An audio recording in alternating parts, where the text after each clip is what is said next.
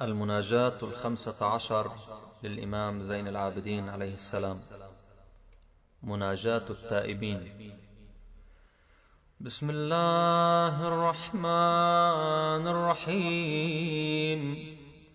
اللهم صل على محمد وآل محمد.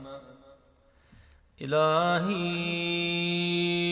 ألبستني الخطايا ثوب مذلتي، وجللني التباعد منك لباس مسكنتي، وأمات قلبي عظيم جنايتي، فأحيي بتوبة منك يا أملي وبغيتي، ويا سؤلي ومنيتي، فوعزتك ما أجد لذنوبي سواك غافرا، ولا أرى لكسري غيرك جابرا، وقد خضعت بالإنابة إليك، وعنوت بالاستكانة لديك، فإن طردتني من بابك فبمن ألوذ، وإن رددتني عن جنابك فبمن أعوذ. فوا أسفاه من خجلتي وافتضاحي، ووالهفاه من سوء عملي واجتراحي.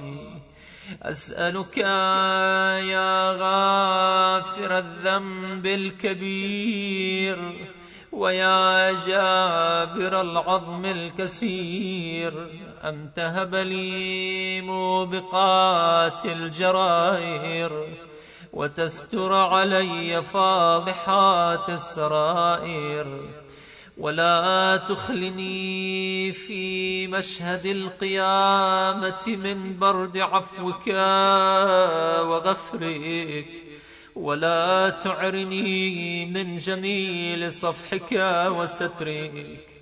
إلهي ظلل على ذنوبي غمام رحمتك، وأرسل على عيوبي سحاب رأفتك. إلهي هل يرجع العبد الآبق إلا إلى مولاه، أم هل يجيره من سخطي أحد سواه؟ إلهي إن كان الندم على الذنب توبة، فإني وعزتك من النادمين، وإن كان الاستغفار من الخطيئة حطا، فإني لك من المستغفرين، لك العتبى حتى ترضى. إلهي بقدرتك علي تب علي، وبحلمك عني اعف عني، وبعلمك بي ارفق بي. إلهي أنت الذي فتحت لعبادك بابا إلى عفوك، سميته التوبة، فقلت توبوا إلى الله توبة نصوحا، فما عذر من أغفل دخول الباب بعد فتحه. إلهي إن كان قبح الذنب من عبدك فليحسن العفو من عندك. إلهي ما أنا بأول من عصاك فتبت عليه،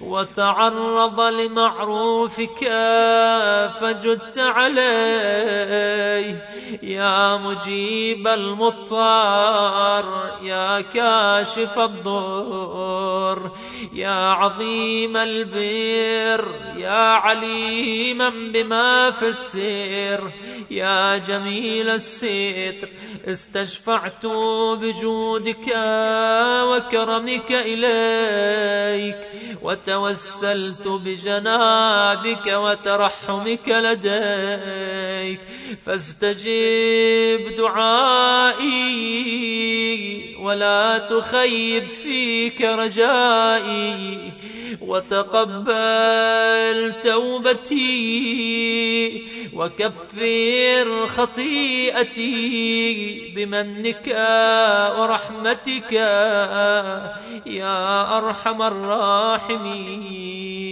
وصلى الله على سيدنا محمد وآله الطاهرين.